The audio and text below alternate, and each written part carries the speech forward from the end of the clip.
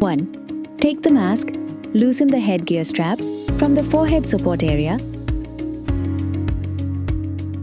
and remove the headgear clips from the mask. 2. Apply the mask on the patient from the top of their head.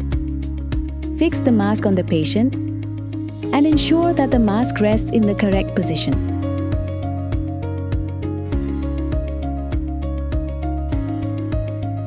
It must not rest on the nasal bone area.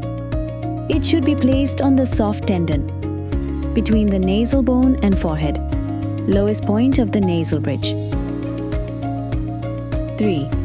After placing correctly, tighten the forehead headgear straps until it just fits.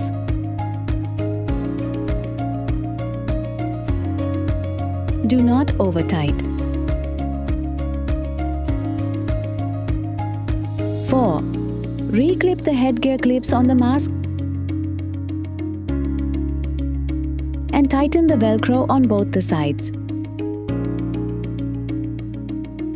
Make sure the pressure is equal on all 4 headgear Velcro straps.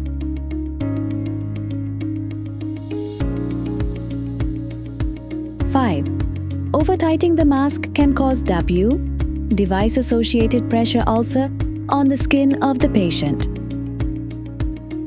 6. Press the angular kink on the mask. If it is able to be pressed, the mask is applied correctly. If it is fixed and it does not get pressed, the headgear is too tight and must be loosened.